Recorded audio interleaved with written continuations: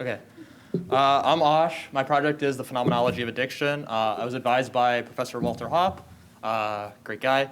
And I want to give special thanks to Professor Charles Griswold as well. Without his conversations, I would not be here. Just real quick, what is phenomenology? A lot of you probably don't know. It's just a branch of philosophy that's really concerned with studying first-person structures of consciousness and perception. And it, as opposed to other branches like ontology or metaphysics or lots of branches of ethics even, it really emphasizes the first-person perspective. So yeah, my central question seems a little crazy at first, but what distinguishes the professional athlete phenomenologically from the serial drug user? That's the main question that I'm going to be talking about today. And I'll start with some common intuitions and why they might not hold up the way you think they will. So, a common one is athletes really care about their health, right? There's intense physical training and conditioning that goes into being a professional athlete or even, a college level athlete of any level.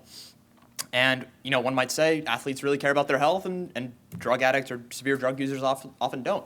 But the reality is that, though athletes may be in excellent physical condition, throughout the peak of their career, playing sports at the professional or even the Division I college level has severe impacts on, the health of one's life in the later stages of their life. And even, non-contact sports, obviously this is most prevalent in sports like football or, boxing, contact sports like that. 97% of football players actually die with CTE, unfortunately. But even non-contact sports like tennis, basketball, things like this place immense strain on your bones, your joints, ligaments, all these sorts of things. And people eventually deteriorate. Another goal is another common intuition is that athletes maybe work towards something. There's some lofty aspiration, something they strive towards, some goal that they feel that is something worth working towards. Whereas, drug addicts, maybe the perception is, they're kind of just doing whatever in a hedonistic sort of mindset. But I think if we really think about it, drug addicts do seem to work towards something. And what that something is to make life worth tolerable, right? No one becomes severely addicted to drugs or anything if their life is just going perfectly. And so I just wanted you to keep that in mind. Really quick, some empirical models of addiction that I'll talk about first before getting into the philosophical models that I'm working on specifically for my research. We have the disease, the fitness, and the relational model. And these sort of all make sense. Maybe the fitness one needs a little bit of explanation. The disease is just, treating addiction as an ailment, something that needs to be fixed, something that's an illness in someone that can be treated with medicine or, any sort of treatment. This is often focuses on genetic factors that lead into addiction and things like that. Fitness model, as opposed to this, is something that wants to see addiction as something that happens when we feel an imbalance in our lives, when we feel fitness, obviously, in this case, is not necessarily physical fitness, but social fitness, right? You think about alcohol as something that helps you talk to people, or you think about smoking to fit in with a group of friends that you want to talk to, or a certain social community. Things of this nature is the fitness model wants to emphasize how important it is, how important other people are in causing our addictions. And the relational model is similar, but a little different. It emphasizes how important disconnection from our peers and community and friends and family members and those that are close to us is in developing addictions, right? When we feel lonely, the lonely alcoholic is a very traditional stereotype, and it's a common mythos, and it's there for a reason. These things happen many times, this theory wants to say, because people feel like they're not part of a larger community, or they feel individualized or alienated in some way. And so how does this all interact with a phenomenological perspective? These questions, when we talk about empirical models, they're sort of looking at people, not as people, but as subjects. And that's, of course, fine because, that's just how science works. But phenomenologically, I want to talk about what the actual person who is addicted feels and how they experience their lives, right? So I characterize addiction as a sort of value confusion. And that might be confusing, but all I mean by that is if you think of every person as having a sort of structure or hierarchy of values in their life, value confusion is a disruption of those values, right? And everybody can have their own sort of thing. I, for example, maybe one value I have is family, another value I have is school. If there's a family emergency that happens, that's gonna take precedence in my life over school. I value one thing over another. That's a choice I make. That's a hierarchy that I have, right?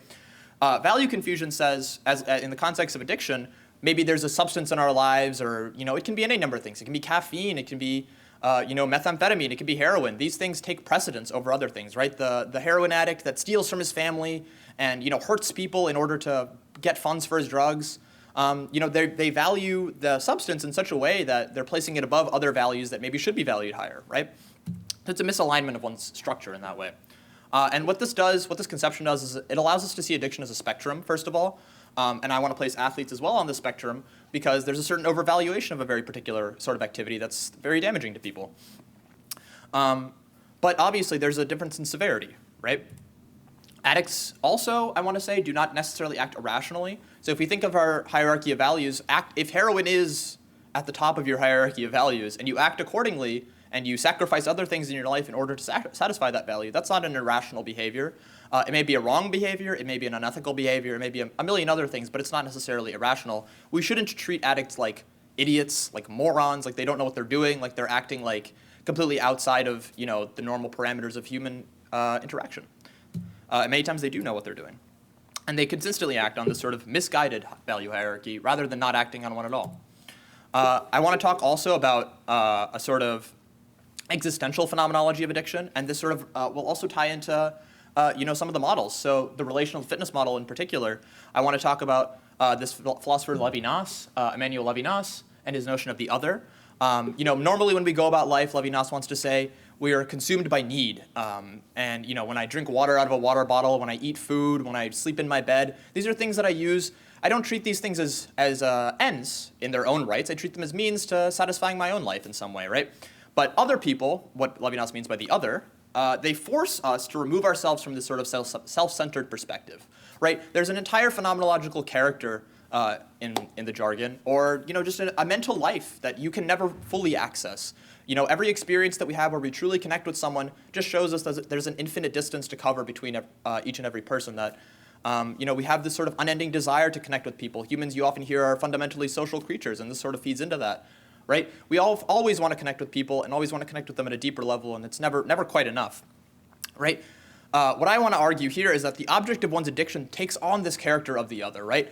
In the relational model, this is the most obvious, in the fitness model as well. When we feel disconnected from others, you see like where the connection is. When we feel disconnected from others, when we feel like we're not as good as others, when we feel like we're not as fit as others, we need to, in some way we're insufficient, right? These sorts of substances or activities in the cases of sports often take on that role where it's never enough, right? We're consumed by our addictions, and it's an unhealthy and unending desire to surpass the limits that you have for yourselves, right? So real quick, I'll synthesize. Athletes seem like addicts. There's an overvaluation of a particular activity to the point of severe bodily harm. Addiction is also not an on and off switch. It's a spectrum. That's something I want you guys to take away from this. And value confusion is just sort of essentially what I was saying earlier as well, is think of addiction as not something that occurs when life is going amazingly. When one correctly sees all the things in their lives that they value, when one has a proper value hierarchy, and you don't actually need to be a realist about values for this. Everybody can have an individual value hierarchy that's more or less misguided. You can have someone who can't go to work in the morning without 4 cups of coffee, who's probably addicted to caffeine, but and they're addicted, but it's not quite as bad as the guy who needs a Coke bump in the bathroom every 20 minutes, right? If they're working at a high pressure, if they're working at JP Morgan or whatever's going on there, I would never know. I'm a philosophy major. But yeah, and most importantly for this is restructuring our social intuitions. Compared to our treatment of various addicts, what it really exposes is what differs in the treatment between athletes and other kinds of addicts is what we choose to value as a society. Lauding athletes as these sort of paragons in society that we all strive towards. We're taught as young children that these are the models and ideals that we should strive towards at all times. Everybody wants to be an athlete. Everybody sees them on television, on news. We pay them enormous amounts of money. All these sorts of things. They live greater lives than ours many of the times. Or at least that's the perception. But lauding athletes and having zero compassion for addicts of this sort is actually, I think, phenomenologically incompatible. And it just betrays the sort of lack of compassion that we have, and I think that's something we need to reconsider. Thank you.